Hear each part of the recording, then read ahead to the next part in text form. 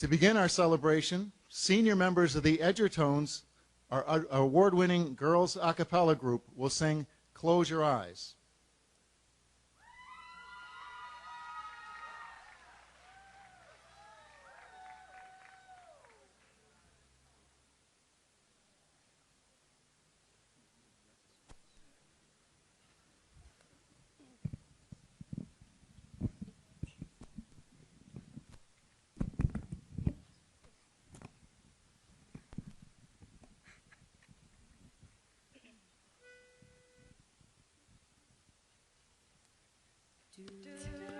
Everybody's on the same page. No new chapters will never change. Everybody wants to be cool, yes they do, and I'm just like them. But I won't be no fool. I guess I could waste all my time and my money just trying to look right. But that doesn't change who I am in my heart if I look like a die. So I want you to close your eyes into the world tonight and show them what's beautiful. I don't care what they think. No, I'm not listening, 'cause I know I'm beautiful.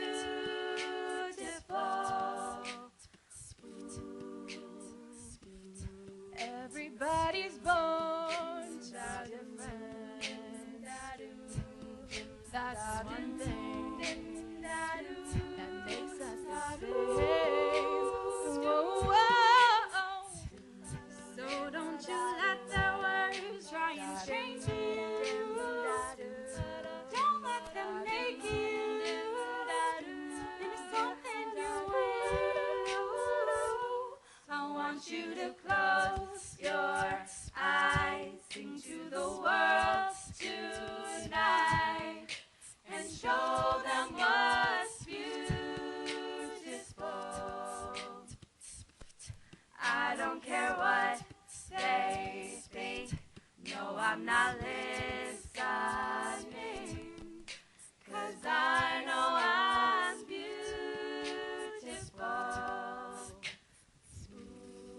Show the world the you inside. Raise your voice and close your eyes, 'cause you're beautiful. Come on and show the world the you inside. Raise your voice and close your eyes, 'cause you're beautiful. So I want you to close your eyes, sing to the world tonight, and show them what's beautiful. I don't care what they think. No, I'm not listening, 'cause I know I'm beautiful. So close your eyes.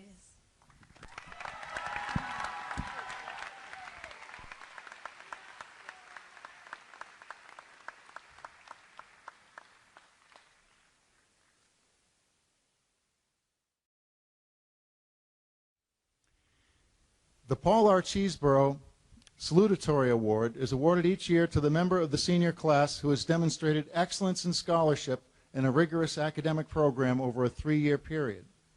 This year's salutatorian is Olivia Olshevski, who personifies the vigor and joy expressed in the Hun mission statement. Her academic success is rooted not only in her intellect and work ethic, but also in her love for ideas and her constant eagerness for what is new and creative.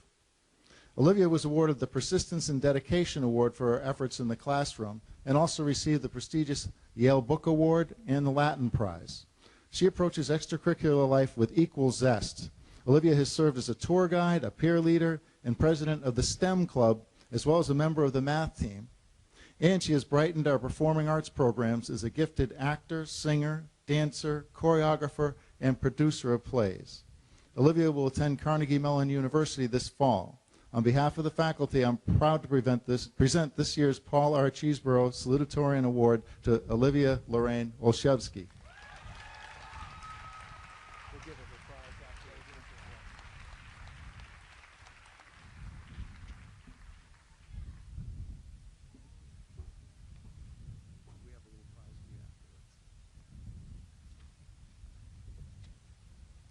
Good morning. There's been something that I've always wanted to say, and since it's my last time speaking in front of you, I figured that I might as well just go for it. So, here goes. You are a loser. Each and every one of you. Underclassmen, I'm looking at you too. And while I love the faculty here, and as for me, I'm the salutatorian, otherwise known as second place, and we all know that second place is actually just first place loser. And John Levine, I don't want you thinking you're excluded from the label either. We've all heard stories about that PDS game.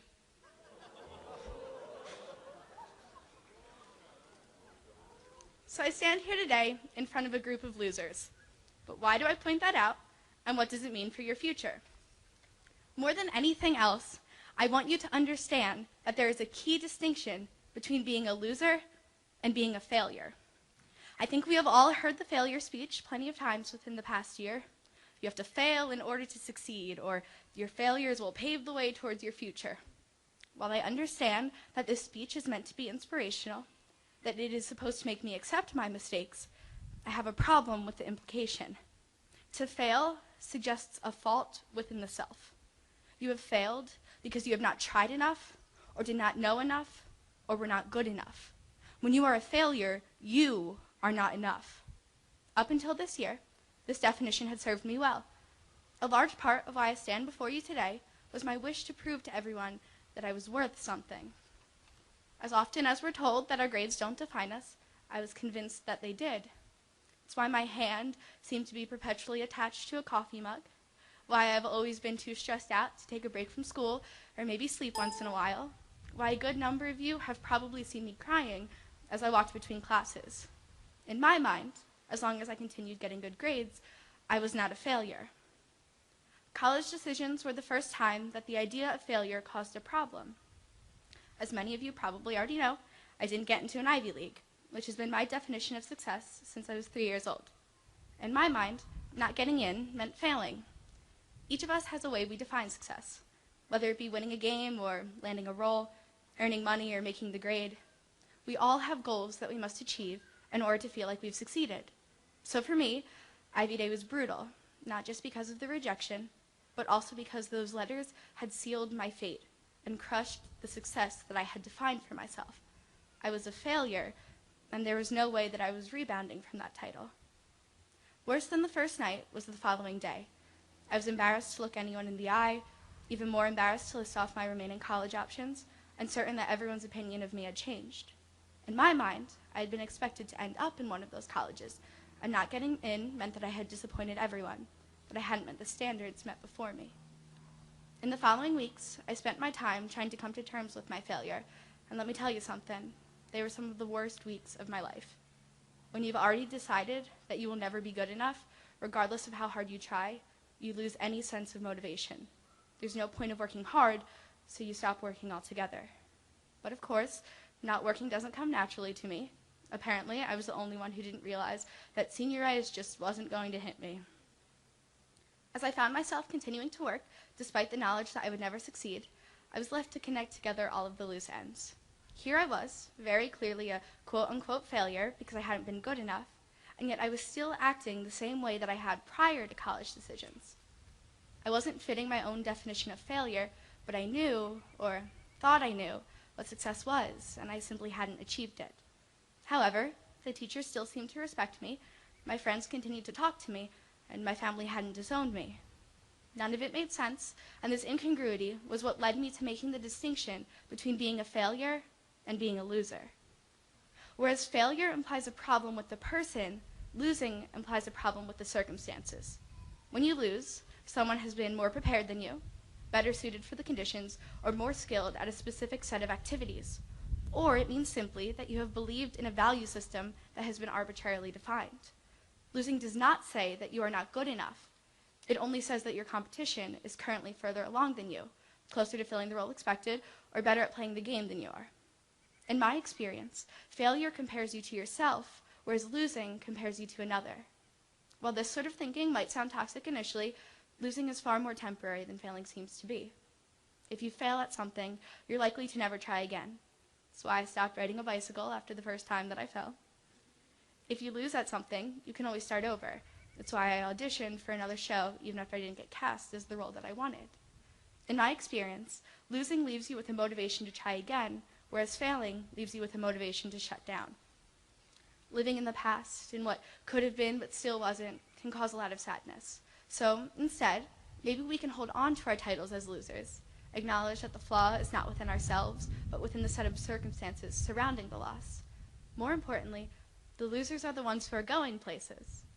Thinking about it from a purely numerical standpoint, winners have nowhere to go but down. A winner must inevitably go through the process of dethroning, of someone moving above them. When you lose, there's an interest to do better the next time. You have room to succeed even more than you already have, and you also have the option of breathing for a while, of taking a break and resetting yourself. Trying to stay on top can get exhausting very quickly. So, I leave you with this. Be proud of your loser membership. Everyone has lost at something before, and we need to stop running away from the label as though it defines who we are. Failure is not the same as losing, and we must stop mixing these words up so that we may begin understanding that our worth goes far beyond whether or not someone has a better ranking. We can still be incredible at what we do while someone is better than us. Losing does not mean you're in last place. It only suggests that you are not yet in first.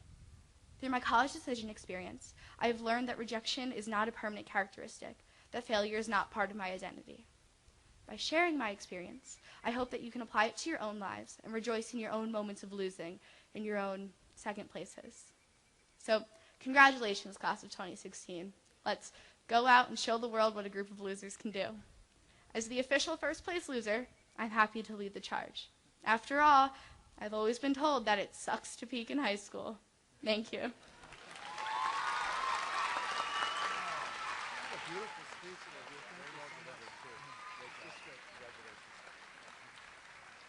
Thank you, Olivia.